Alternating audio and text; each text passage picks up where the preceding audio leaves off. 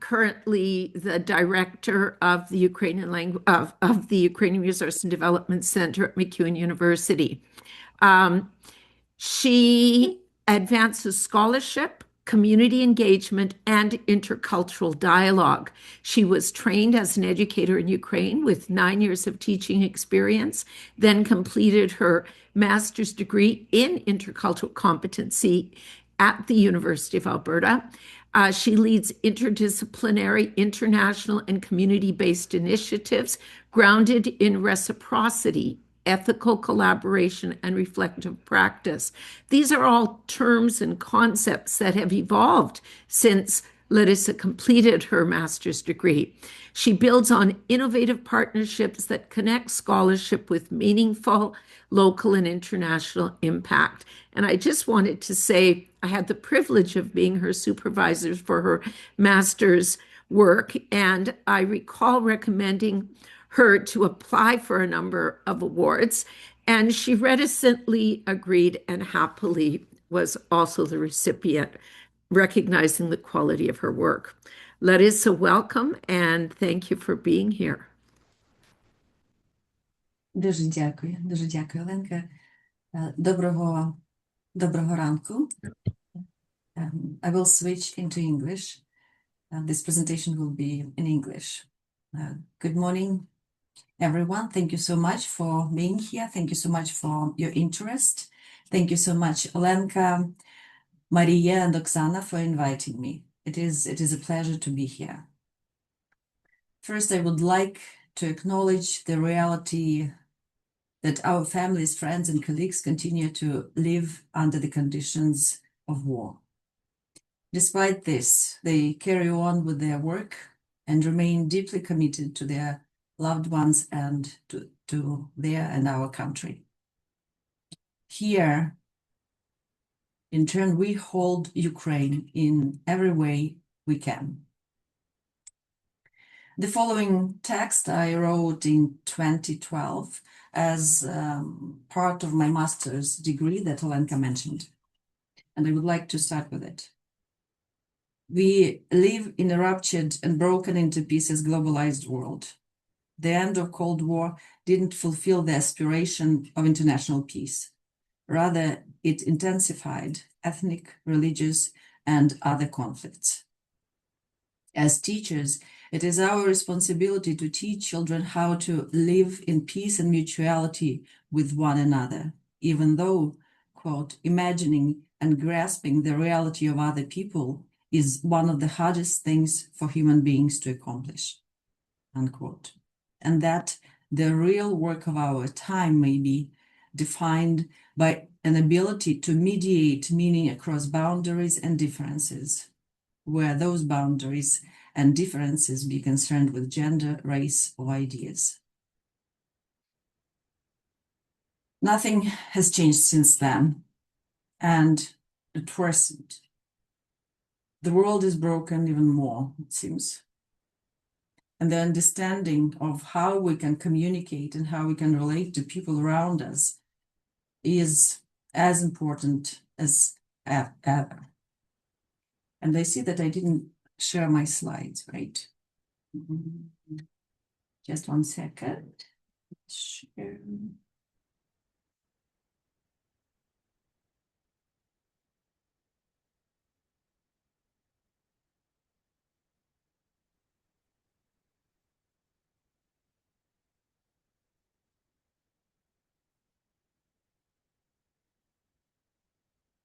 Can you see the slides? Right. Yes.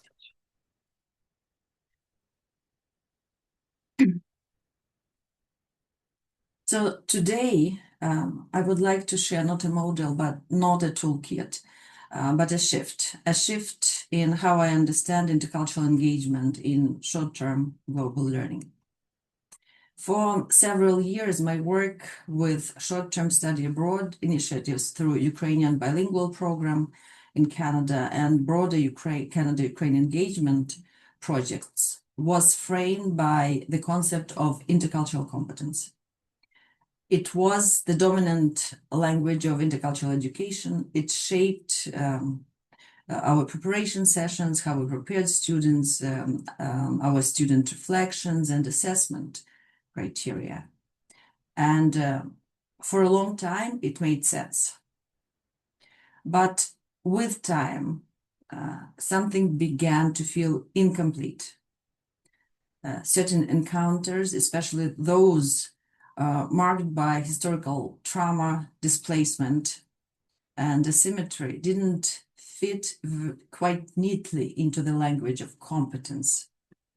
And my thinking has shifted from intercultural competence toward cultural safety as more ethically grounded framework for short-term global learning. And I think not only short-term. So today I want to trace that evolution in my thinking and what that shift means from how we design, how we evaluate study abroad programs, and how I understand communication across cultures. I will introduce, but briefly, two concepts, and then discuss the projects I was involved in and how my understanding has changed and how it impacted my work. So I will talk about mostly about two projects about student exchange as part of the Ukrainian Bilingual Program in Edmonton Public Schools. As you can see, it was long ago, it seems like another life, from 2009 to 2013. And I want to highlight and recognize that since then, since this research was conducted, Ukraine has changed. Ukrainian people has changed. Each of us have changed. The world has changed. And so please keep that in mind when I will talk about this program. Another big initiative that I would like to pay attention and discuss with you today is the community service learning course that I have developed at MacEwan University. As part of this course, I took groups of students to Ukraine, and it was from 2016 to 2019. This year is already, the war has started. So after started thinking about it after 2014, and so that even the nature of the project was different, of course. And if we have time, which I'm not sure we have, I will mention a couple of projects from my current position, from Ukrainian Resource and Development Center, and which happened after 2019. So intercultural competence. Intercultural competence has long been central to international education, and in many ways it is still there.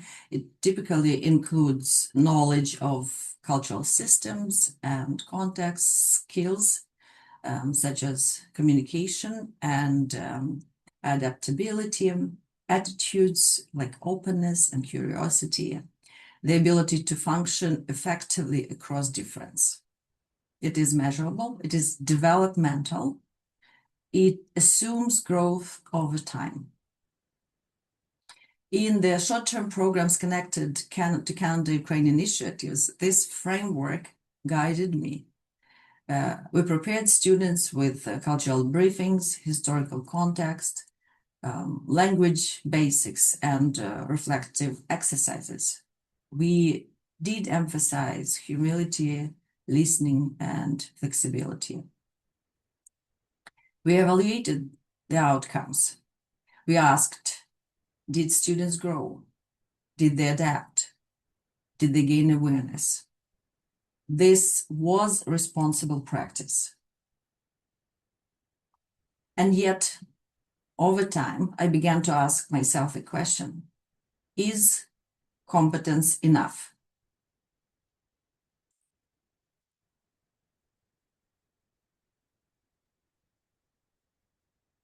The more I reflected, the more I saw three limitations. Competence can become a checklist. Students complete workshops, they demonstrate awareness, they produce reflective journals. Competence also, this is a big one for me, can become, implies mastery. It subtly suggests that difference can be understood, managed, or navigated through skill acquisition. But can you be competent in another culture? And also competence is internally assessed. We measure growth through self-reporting rubrics and evaluations. But what if the real measure lies elsewhere? What if the critical question is not, did our students develop competence, but rather, did our presence reproduce inequity? Or did it contribute to relational integrity? That question led me to cultural safety. Competence assumes that individual can master difference, but intercultural encounters are relational, contextual, and power-laden. Competence centers on the learner. Safety centers on relationship, us. So we will, and now we're moving to cultural safety. Cultural safety emerged originally in healthcare context, particularly within Indigenous scholarship, and it reframed the conversation. And again, this is not a new concept either.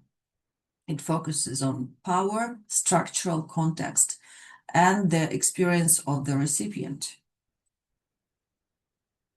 Culturally unsafe practices are any actions which diminish, demean, or disempower the cultural identity and well-being of an individual. And culturally safe practices, actions that recognize and respect the cultural identity of others and take into consideration their needs and rights. Safety is not determined by intention. It is determined by impact. And it requires attention to power, structural inequality, historical context, ongoing colonial dynamics, and the lived experiences of those in the interaction. This was transformative for me, especially when I started developing the community service learning course.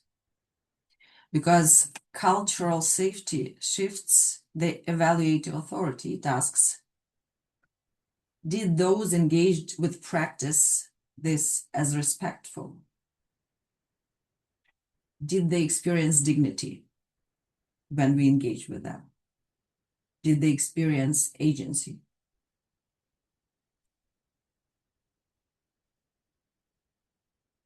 Cultural safety reframed my understanding of short-term programs. It shifted emphasis from how prepared are our students to how are we ensuring this encounter doesn't produce harm. This is rule number one. We cannot go into the community and reproduce harm.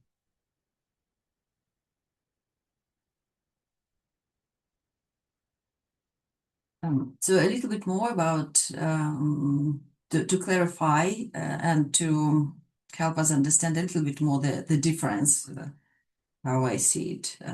Intercultural competence is skill-based, individual-centered. It is measured internally, focused on navigating difference, and cultural safety, relational and structural. It is community-centered, focused on power and impact. It is not an either-or autonomy, but cultural safety deepens the conversations, It introduces accountability. It forces us to ask uncomfortable questions, especially those that cross geopolitical and economic divides.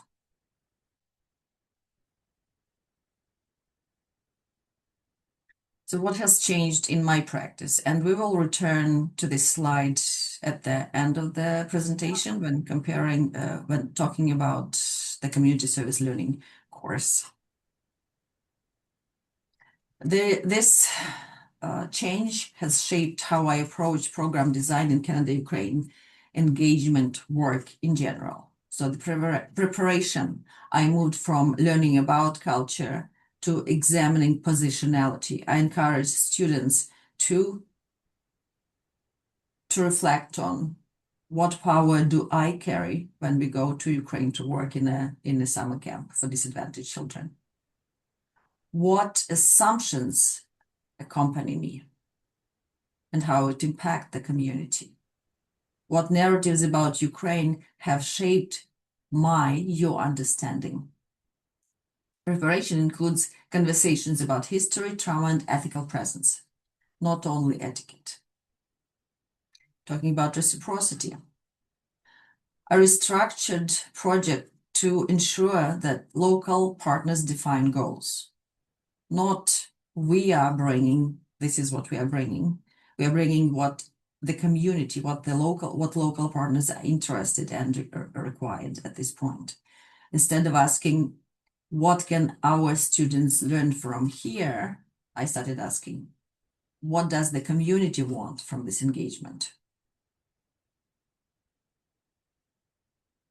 And the evaluation, I shifted our assessment focus. Of course, the students were evaluated by the instructor, but also I started asking feedback from the community partners. Did this collaboration feel balanced? And by the way, there's this power dynamics always exists, but we have to be aware of it. I asked our partners, was it meaningful? Would you invite us again? These are harder metrics, but they are ethically necessary. And the language matters, of course, and in this case, I'm not talking right now about Ukrainian language acquisition. It is a separate conversation. But I no longer describe the programs as exposure experiences, of course. I speak about relationship building. I avoid narratives helping or rescuing, very critical as well. None of my students were going into Ukrainian, into the summer camp to work with volunteers, with Ukrainian and North American volunteers to rescue the children. Nobody was rescuing anyone because we couldn't. I emphasize partnerships and mutual learning because always we learn from and together with people there. We are working, collaborating. So that's what I wanted to talk about briefly, maybe not so briefly, about cultural safety, but I want to highlight that it is not a rejection of intercultural competence. We still need work on intercultural competence, on the development of students. It is deepening. When we design short-term global programs, are we cultivating competence or are we cultivating conditions of safety and reciprocity? So what I will do now, hope it makes sense where I was, where I came from, and the transition. I now turn to my master's program. Again, it was this research study is from 2012, 2013, and the exchange was part of the Ukrainian Bilingual Program here in Edmonton. Great collaboration with my friends and colleagues in Edmonton and in Ukraine. And I wanted to start with reflections by Brenda, the name is changed already, a student from the program. And she says, Ukraine opened our eyes to different ways of life around the world, while bringing us to be more in touch with our heritage and let us experience where what we learn come from. This trip brought us all close as friends and gave us an absolutely unforgettable experience that each of us will always remember. The importance of these exchanges are huge. It connects, because we're talking today about Ukraine-related exchanges, it connects our students with their heritage, and we'll talk about it more a little bit. And it is mostly about our students' development. So again, Canada-Ukraine student exchange. There were a couple of trips to Ukraine and to Canada. It was reciprocal, which was important for us. The leadership team of this project put their heart and everything into making it successful. The research question that I asked was, how does a short-term student exchange influence the development of intercultural competence of secondary school students in the Canadian Ukrainian Bilingual Program? And can preparation and support during the exchange advance students' intercultural competence?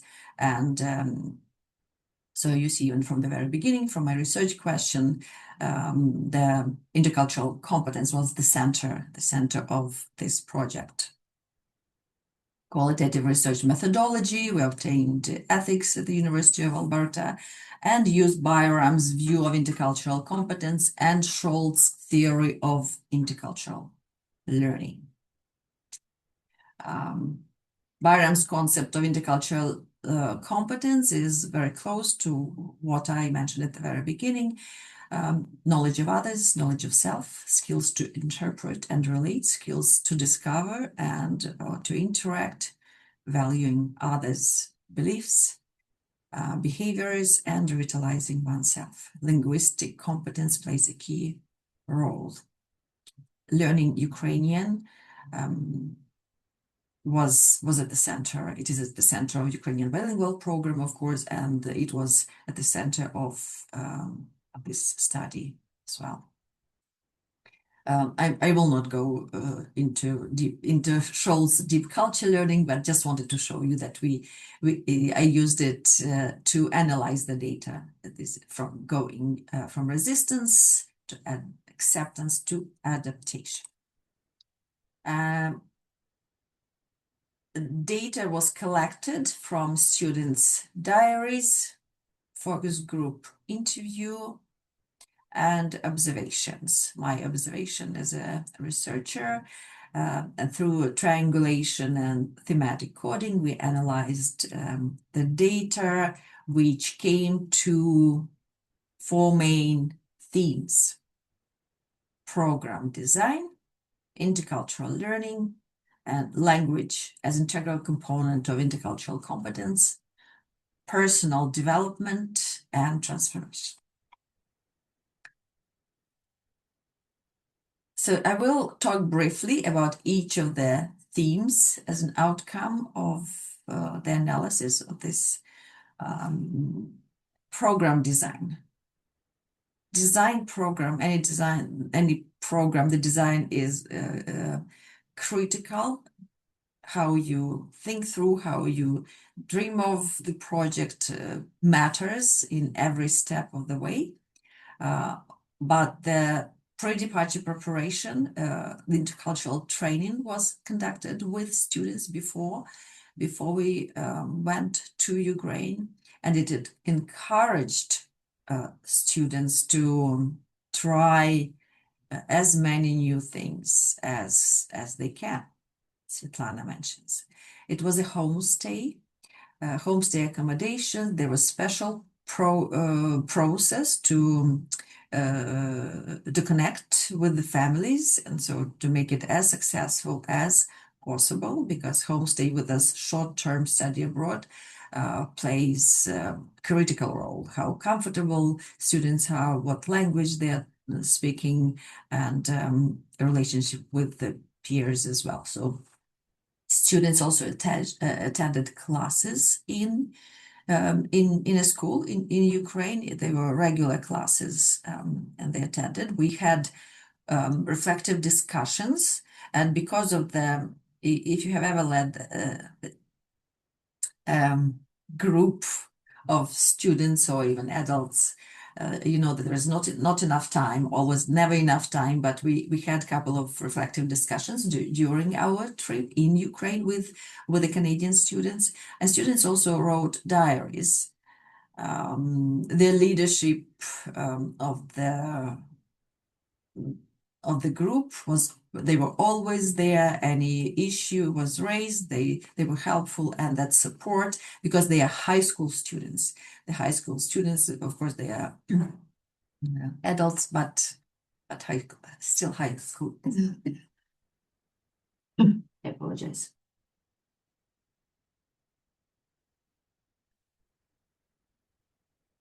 About reciprocity, I mentioned already that it was not the one-way travel. We did accept and hosted Ukrainian groups as well in Edmonton.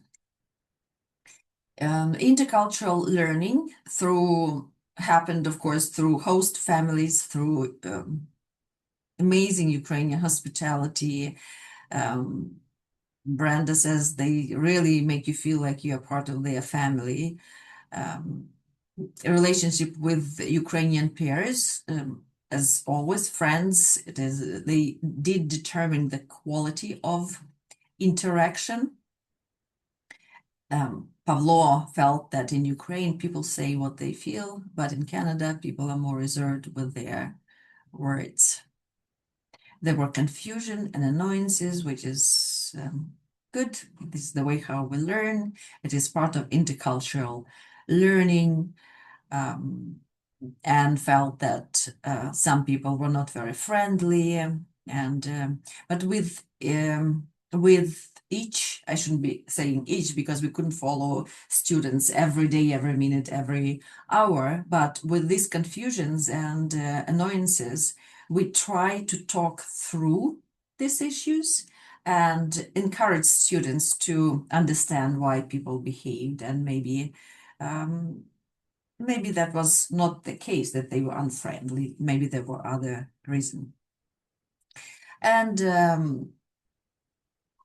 everybody likes this last quote from Ned, who said, "Getting to school was certainly interesting. It's kind of like playing a video game, weaving around other vehicles. It was awesome."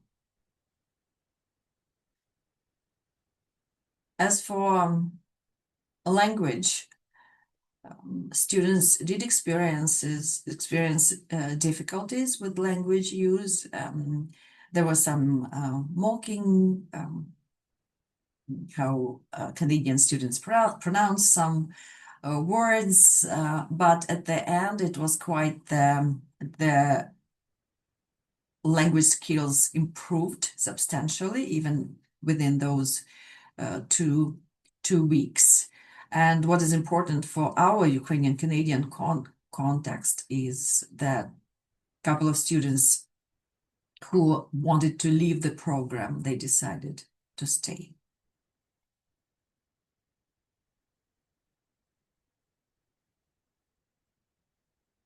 Personal development as part of intercultural competence, students became more independent. Many of them traveled on their own for the first time. They became more confident, more attentive, and more tolerant to the unknown. I've learned that trying new things helps you and makes you stronger, more willing person, even if it's something little. You are still going out of your boundaries to try something new, and it makes you feel good inside, Marsha says. So I I was hesitating, and then I decided to include this quote from Alice. Today I got to meet my family for the first time ever.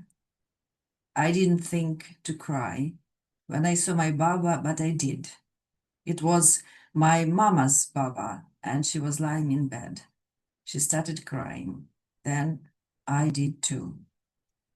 So for me, this is the representation. This quote represents and recognize all our relatives, our families, parents, brothers, sisters, our friends, our colleagues that I work with, our Ukrainian colleagues who are in Ukraine every day. How do we, in our Ukrainian Canadian context, how do we communicate? How do we collaborate with our people without causing harm? And this is what keeps me awake at night, in addition to all those news, of course, every day. So those the recommendations, and again, this was 2013. The recommendations that came out of my research were that the goal of any study abroad program should be in the development of intercultural competence of students. Preparation is very important. Careful matching of homestay families, safety orientation before the trip, intercultural training is a must. Supports during the trip, reflective discussions and reflective journals at the center of developing intercultural competence. And focus on building relationships, because all of this could not have happened, this amazing project that lasted for several years between schools in Ukrainian Bilingual Program in Edmonton, and Edmonton Public Schools, and school in Ukraine, gymnasium in Lviv, couldn't have happened without relationships, and relationship of students, but mainly relationships of leaders, teachers, representatives from the Ministry of Education. I saw they were friends, and I believe they're still friends. So let's go back. So that was the project, the research study that I completed in 2012, 2013. Take a look again at the differences between intercultural competence and cultural safety. And now we will move to my another project, Community Service Learning course. COSL 301. The idea came to me, so after 2014, about the beginning, after the beginning of the war, after the invasion, Russian invasion in Ukraine, I was looking for ways what I can do personally. So the idea, I went to volunteer with Help Us Help, and some of you are familiar with this organization. They are in Toronto, but they have office in Ukraine, and they have been working with Ukraine, and first mostly with Ukrainian orphanages, disadvantaged children, since 1994. When I went to volunteer, first I went to volunteer myself to check how it works, what it is, and Ruslana Wrzesniewski told me that, so it was, I think, 2015. I started working with them and fundraising in 2014, but then in 2015 I went to volunteer myself, and Ruslana told me that she thought that she has done her job, that these children, the situation in the country was better, and then 2014 came. So the job was not done. Help Us Help main projects, summer camp for about 200 children. They offer summer camps, winter camp, scholarship program that supports children who went through their camps and then with scholarship programs during university education and rehabilitation retreat program, and now they have more psychological support program for veterans. So when we went, I collaborated with the summer camp initiative. It is 2-week camp in Vorokhta in Carpathian Mountains. Children from 7 to 18 years old, younger and older camp, and I took groups of students, 10 students, and they were some were in older camp, some younger. Older camp, it's camping in the mountains. Comprehensive programming, but what stands out why I wanted to collaborate with Help Us Help was because they're working to empower and teach transferable skills to children to better prepare them for life. And I'm going to stop here and tell you a story of this woman. So this is the view, the building is in front, and this is the view from the second floor of the building where younger camp lived. And this is the usual morning gathering, exercises first, like the exercises, and this woman, Oля, she is the director of the Школа-Internat. I can't see who is with us, and probably, I hope everybody knows Школа-Internat. It's a school, boarding school for disadvantaged children in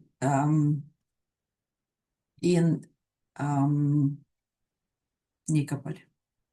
She is, we became friends, and the way how you can see she hugs her students, her children, not students, they were all her children.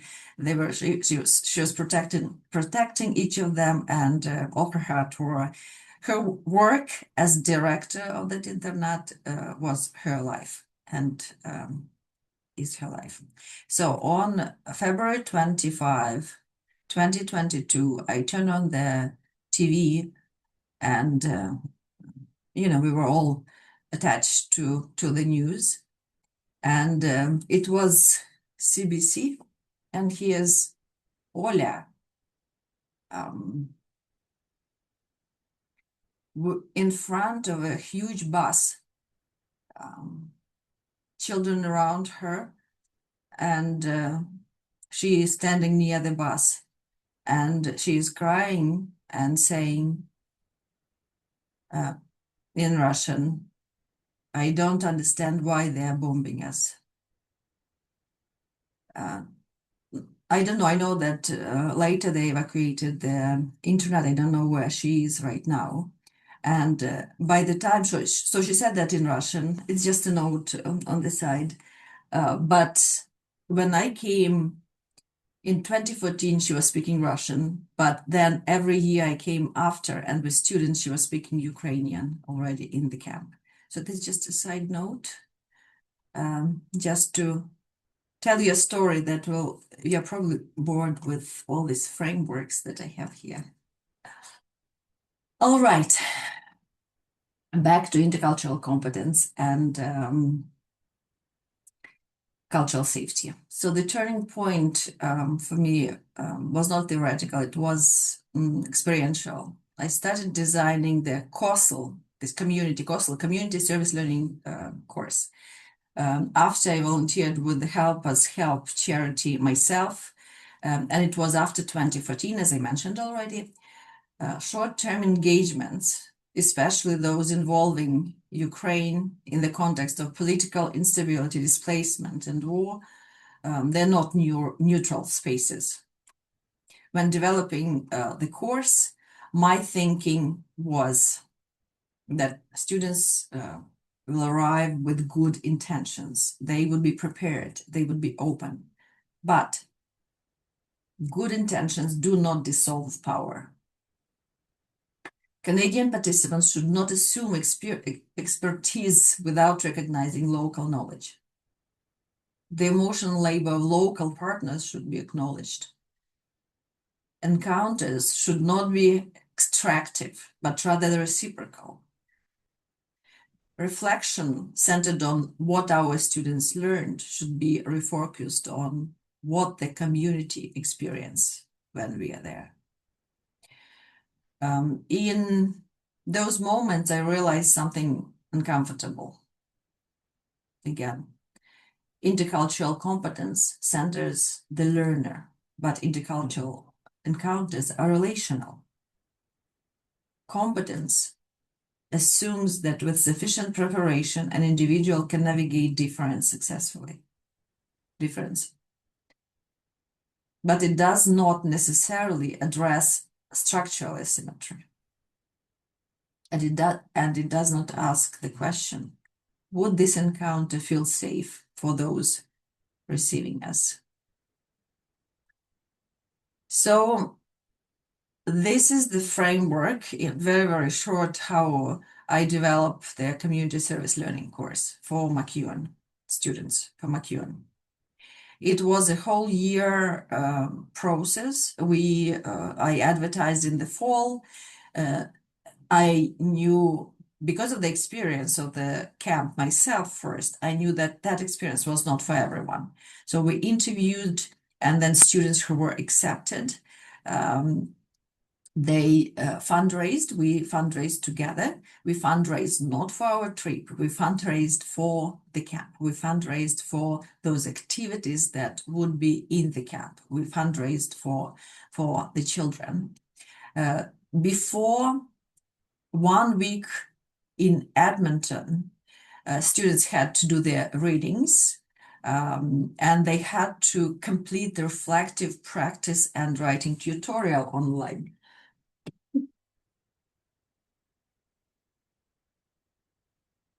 Apologies. So this tutorial was also developed at MacEwan with my colleague, the writing services. It's another conversation, but it included reflective thinking, as you can guess. 1 week in Edmonton was very important. They were lectures. We invited guest speakers as well. Readings on Ukraine, ethical community service learning, reciprocity, intercultural communication, and power and privilege. Nobody was going, my students knew we were not going there to save anyone. Students wrote reflective journals and discussions, and they had to prepare written project proposal using reflecting on those readings and project proposal. Those that were workshops that they would deliver to students in the camp. Then we traveled to Lviv, to Ukrainian Catholic University. We collaborated with them, and students took some language and culture classes, Ukrainian language and culture. None of my students spoke Ukrainian. So there's a big question, and we can discuss about that if there is time. But and I thought about this all the time. Did I have the right to take students who didn't speak Ukrainian to work with children? But I decided to give it a try, and it worked. 3 weeks in the summer camp. The first week was volunteer training, and volunteers came from North America and Ukraine, of course. Ukrainian volunteers were the leaders, and it was a great collaboration. And then the students, summer camp, of course, it was non-stop. 10 MacEwan students, some are in younger camp, some are in older camp. They're adults, they supported each other. We tried again, not enough time, but we tried to get together for those reflective discussions, group in person, and they wrote journals as well. This experience was extremely challenging and extremely rewarding. I am still in touch with all of my students, and the impact that they had on them is tremendous, and the way how they see the world has changed as well. For me, it was critical to develop the course ethically and what this means. And that is that cultural safety, this is part of all of this. We engaged with partners. We co-developed the course. They contributed. I consulted with them, but I asked them what kind of workshops would they need, and this is when students would develop what where their talents were. Co-governance, of course, this is co-development, co-led.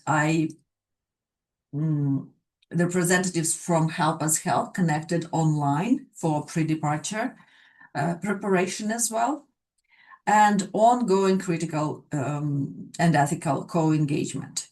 I was always in touch with the leaders from Ukrainian side, from Help Us Help, always back and forth reflective conversations. Ethical branding and communication. Do we have the right to post that picture of a child on Facebook? So there's many conversations about that as well. And co-learning goes without saying. It is every step of the way we were learning together. And assessment was community partners' assessment of each of the student and the program in general was part of my program. And how do you do this? That's my methodology. These are my students. You have to create safe, inclusive community. Each of those students, they have their own views, they have issues, they came with their background, so that positionality and reflection on what we are bringing into the space and how that will impact every child was part of it. We had a reunion in the fall of last 2025. So you have to create spaces where everybody is safe and where everybody can say what they feel, and then we listen with respect and support each other. Because without these spaces, it is very difficult. I will say survive the program. Reflections, ongoing reflections all the time, and this is just for. I want to move a little bit for a couple of minutes and show you these beautiful pictures from the camp. We climbed Havarla. It's also one of you have to reach the Havarla and then you can reach anything in your life. So 200 children and volunteers climbing the Havarla. It was something supporting each other, and there were children with special needs, and the volunteers carried them all to the top of Havarla. Beautiful experience. These are our students, and line dance, as you can see. They had fun, but they supported children and each other. This is yoga also, examples of what they did. And older camp, and these are our students with Ukrainian volunteers here. What we had fun as well. So from COSL, from Community Service Learning course, what were the outcomes? And these topics came from student final work writing. Yes. They did write about power and privilege, because every time that power relations, even small conversation as of, I go to the restaurant. I go to the restaurant, every other day. In conversation with Ukrainian volunteers or with children can be hurtful. So this is what I want my students to understand. Intercultural communication language. I mentioned that I was doubting, but the next slide will show you a little bit, but also language children wanted to learn English. So part of every year we were delivering English language classes, and they wanted to connect with our students. So that language barrier sometimes was not a barrier. Sometimes it was like a magnet to explore. Touch and no touch approaches. This is about that in Canada there are these legal laws that legally you cannot touch a child, of legal repercussions. But in Ukraine, most of you probably know that that's not the case. There are hugs and love spread around. Relationships development. Our students encourage them to be mentors and to stay in touch with children after the program as well. And tolerance of unknown in the summer camp program was changing almost every day, and everybody was first uncomfortable, but then everybody embraced what was next, and everybody was at their place and did what they could the best. I see that I don't have a lot of time, but I wanted to mention that cultural mindfulness, for a while I also used this concept, which I quite like, about language. About Anderson is saying that communication is not simply about language.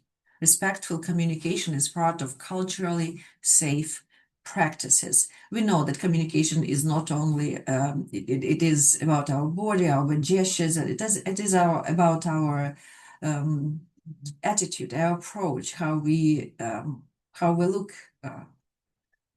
at the person with whom we are communicating. So one of my students wrote Building Relationships Without a Voice. I quickly found that through body language, hand gestures, and a positive attitude and energy, I would be able to create lasting relationships with both youth and volunteers. And this is about the revolutionary therapy of touch. Within the first day of camp, I had been hugged and high-fived so many times that my heart felt full. I felt loved by people around me that made me feel safe and supported. It was an incredibly healing experience that I had not expected. I started to wonder how the youth must be feeling if my response to touch was so profound. So these are the outcomes, the results of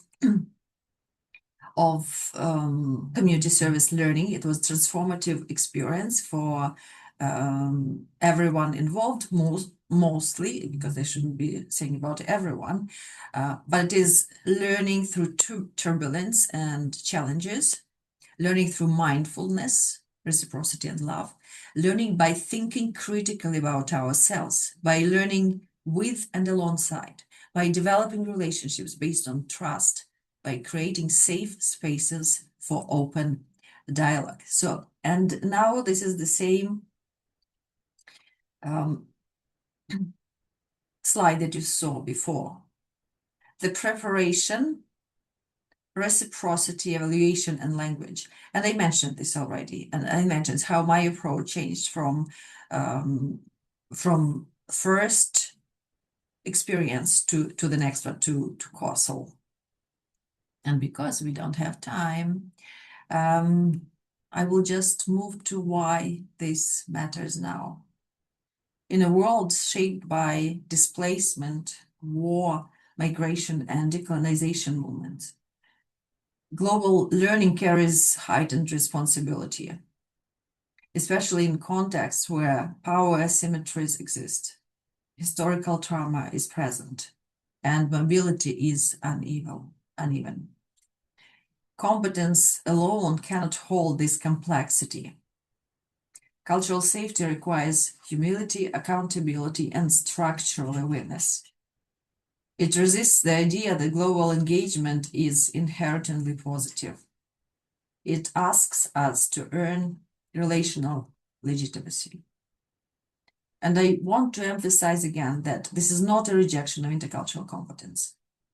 Competence remains valuable. Students need tools, they need skills, but competence without cultural safety risks performative engagement. For me, the shift has been less about replacing a concept, but more about expanding ethical imagination. It has required me to examine my own assumptions about internationalization, and it continues to challenge how I understand educational exchange. The concept prompts us to think critically about ourselves, about our relations and connections, to be mindful of our own social, cultural, economic, and historical locations. This critical reflection has implications on how we live, how we relate to one another, and how we practice in our various fields. Thank you so much. Thank you, Larysa. And now we have few minutes for questions, comments. Does anyone have any questions, comments? Uliana, будь ласка. Добрий день, дуже вдячна. That was really something. Having done some master's work a long time ago with comparing the experiences of teachers in Ukraine and teachers in Canada, it became abundantly clear that at that time, the lack of interaction also created an environment of misunderstanding, even if they weren't aware of it. But this leads me to another question based on your framework. According to it being a reciprocal framework of intercultural learning, transformation impacts not only one side or the other, but both. So, did you have the opportunity to collect even anecdotal evidence of the transformation experienced by the Ukrainians in Ukraine that encountered the Canadian students? It is a very fair question. Yes. Thank you so much, Pagana. Thank you so much.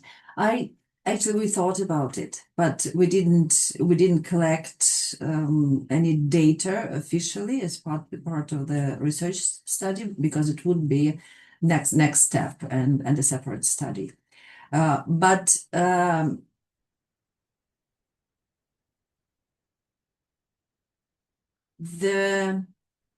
I didn't get a chance to communicate with children, Ukrainian children. I'm talking now about the bilingual program. But the leaders, the teachers, and the principals commented on the positives of this exchange. And when we talk about it, it is, we are talking, I'm very clear, we shouldn't be talking about ethnic identity only, because economics played a big impact as well. And some of our students from Canada stayed with families in Ukraine who were much more well off, for example.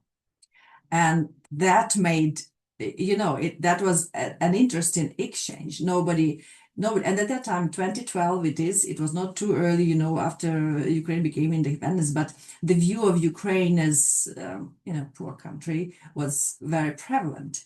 So the impact, that exchange also was,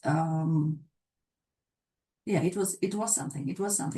Ukrainians, but again, I didn't get a chance to ask, and I'm trying to think specific examples now.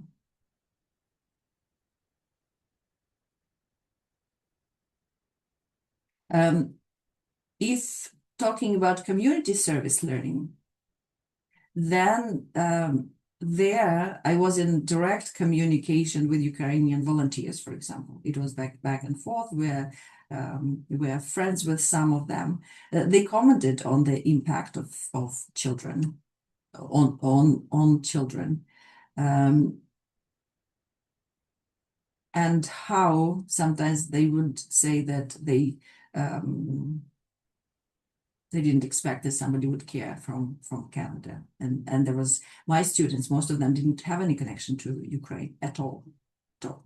And then, of course, they fell in love with Ukraine. I know I'm not answering your question directly, but this back and forth, it was quite obvious, this exchange, that it was the team of volunteers, it was a very neat team. There was no Ukrainian team or Canadian team, or there were some Americans there from the US. It was neat, and there were negotiations. It was the decisions were made together, and all the decisions were made for children. And in 2014, we had children from the group children from the East, from that gray zone, with big psychological trauma. And the child didn't tell me anything, but I observed how that child came to my student and how they hugged. And so that, yeah, that answers a little bit. Yeah. I think you did answer it by addressing the ethic of care that developed, and it was holistic. Thank you. Thank you, Larysa and Uliana. Do we have any other questions, comments? I have a question for Larysa. Oh, Bogdan, you go ahead. I'm just turning on my microphone. I had some computer problems at the beginning, so I didn't hear everything at the very beginning. So I changed computers. But I just wanted to add that I think now as well, I think when I went first to deal with teachers and Ljubko Markevich, I saw him here. We met in Lutsk. So in the first days that I went on a teacher's program back in the 90s, everybody was so very quiet and careful about what they were saying. None of them were very, the teachers were very, because we were teaching teachers or we were trying to interact with teachers. And it was very, um, everybody was very quiet and withheld. And I was just thinking about what you're saying about the students.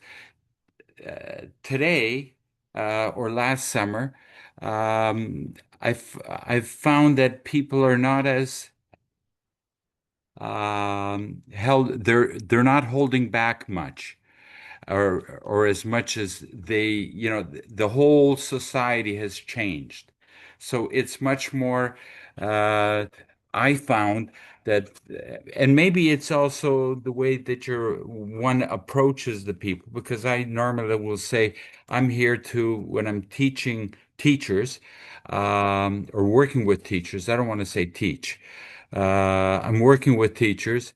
I normally start by saying, um, uh, I'm just here to maybe share with something that I have.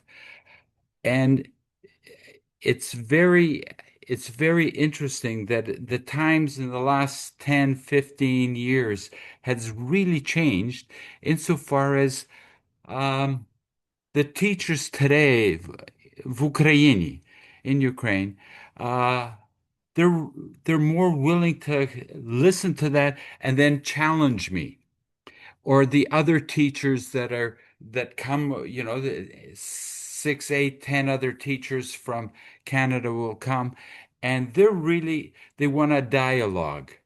They're not as withheld or closed in as they were initially. I think the kids today, because we're talking about the children today that you would probably have, are going to be much more open. I think in the last 10 years even, it would be interesting to have another group of students go from Canada to Ukraine, although you probably wouldn't get any insurance. but there'd be no coverage for a group of kids during a wartime or even after. I think I'm just trying to say, I guess, the the work that we can do in education in Osvita has probably changed very much in the last 4 years, and maybe and as well in the last 10 years. Do you think I guess, Pani Larysa, do you think that that would also take place, or this change with students as well? Nice to see you, Pani Bogdane. Absolutely, yes. At the very beginning, I mentioned that Ukraine has changed, and the place of Ukraine in the world has changed, and that impacts how Ukrainians have changed. Absolutely. But what we are talking here also, those are power dynamics. Before this has changed, and this is right now as well. But still, young generation of Ukrainians is a different generation, and there is so much hope. Okay, I will not go into this, but the way how we would work today is different. It would be different from how we worked in 2012, in 2014, in 2026 it is, and further. However, the longer this invasion goes, it's hard to say what will happen. Bright people, I work with the brightest people in Ukraine, our partners. But I want to ask you a question as well. If I fund a project, what does it do to this power dynamics? Like, I'm very, very careful. And this is what I do. This is what I do. I want to bring visiting scholars. But what does it do to how ethically do I work to make sure that those power dynamics, power relations are as minimal as possible? And this is what doesn't, it keeps me now awake at night. It's about ethics. It is about ethics. And Ukraine will be different in a year. Ukraine will be different in 5 years. And we will adjust. We will change. We will change our approach to make sure that the work is done, again, ethically and reciprocally. Because there is a lot that Ukraine can offer.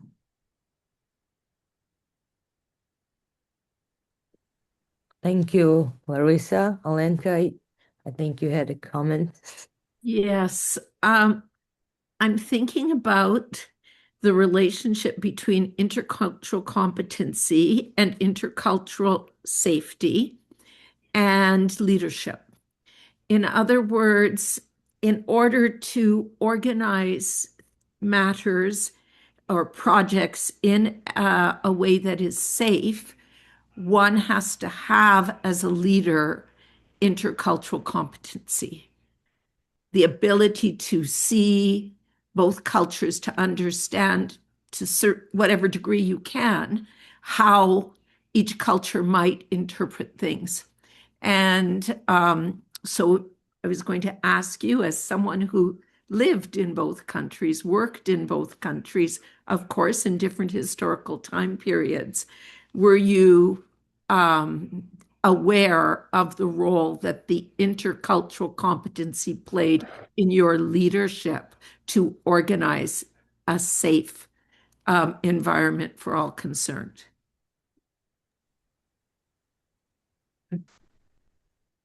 Yes, short answer. I was not aware at the very beginning. But then when you put a person from one environment into another, from Ukraine to Canada, you become aware of so many things, of your Ukrainianness, of things, of little things, how you think, how you relate to people, how you do you smile, do you don't smile, and this, sometimes it's stereotyped as well. But I think what pushed me to think more about it was the time when I started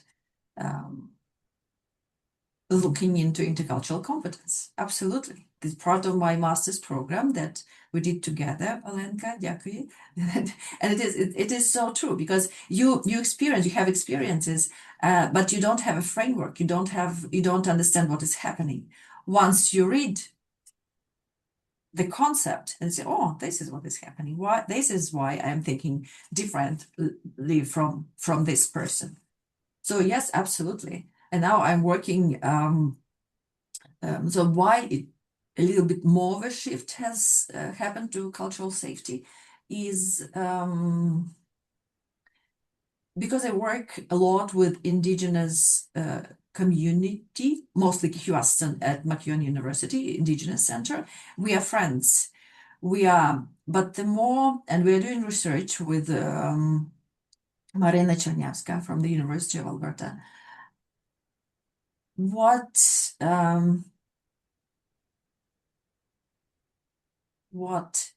I got from it is that power dynamics exist at all the time.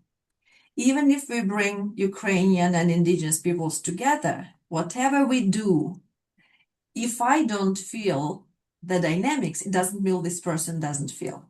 I have a privilege not to feel it. So and it is so complex, very, very complex. So those, but you have to reflect. You have to be ready. You have to be ready to understand that maybe sometimes you're wrong. Sometimes you have to think more. Sometimes it is okay if you disagree with that person. And sometimes it is very, very hard. But complexity, we have to remember, everything is very, very complex. There is the last thing, what I say, there is a great video which is called The Danger of a Single Story. I can share, and it is, we meet a person and we know they are, a scholar, and but we don't know so many other stories about that person. If they're a mother, they have parents, somebody has died, somebody's in the war, so we can connect on so many levels. But the danger of a single story about a person is what we also have to think about. Again, complexity with person, with systems, and I hope this makes sense. Thank you, Larysa. Thank you for such a wonderful, inspiring, and very informative webinar. And thank you for sharing your experience with us. I think it will be very valuable for all our colleagues. And we also ask you, our dear participants, if you know anybody who can be interested in this topic, please share the recording of this webinar, which will be available tomorrow at the ULEC YouTube channel. And I also want to thank you, Larysa, for sharing those quotes. I think it's very touching and it makes you reflect on so many things. Thank you. And we also ask you, our dear participants, to complete a very short feedback form. You can find the link in the chat. And thank you again. Thank you all for being with us today. And have a very great rest of your day and see you on our future webinars. Thank you. Дякую.